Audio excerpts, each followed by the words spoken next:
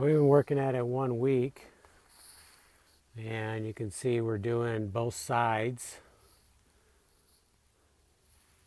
all the way down through.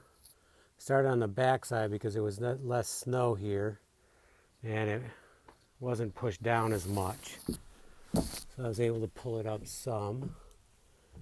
Over here is where the real problem is going to be. So I've started, I redid this area here around the opening. They really didn't do a real nice job there, so I did that last night. And I started putting in some add-ons here so that when we put our floorboards down, we have more for them to sit on. And then some of they had used 2x4s above the walls. So I'm putting in a 2x4 to bring it up to a full 6-inch so our boards sat nice across there. I think what we're going to work on today, we went and got another whole load of lumber. We pretty much used up one load.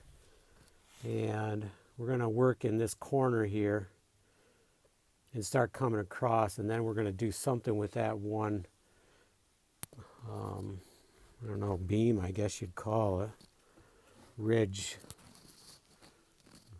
beam or something. It's long. These are 16 feet about, so that's got to be closer to 20. So after we do these cross pieces that come down, I don't know if you can see that, then we're, I don't know, we're going to do something underneath here so we got some more support there. And then eventually we have to do something across the top here, like a cross piece across here. So I'd have some 1x8s. I think we're going to cut them about 7 feet, 7.5. And once we have some of these doubled and this side supported, then we're going to start putting them in.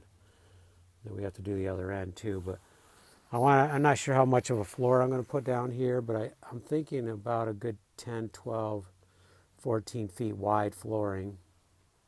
Not that I need it, and I'm not going to nail them in or screw them in at this point. I'm going to just lay them down. It'll be a good place to walk, but we have to insulate too. We have to add another layer of insulation, and then around the outer edge we're going to add a couple layers of insulation so we get maximum there. Okay, time to get at work.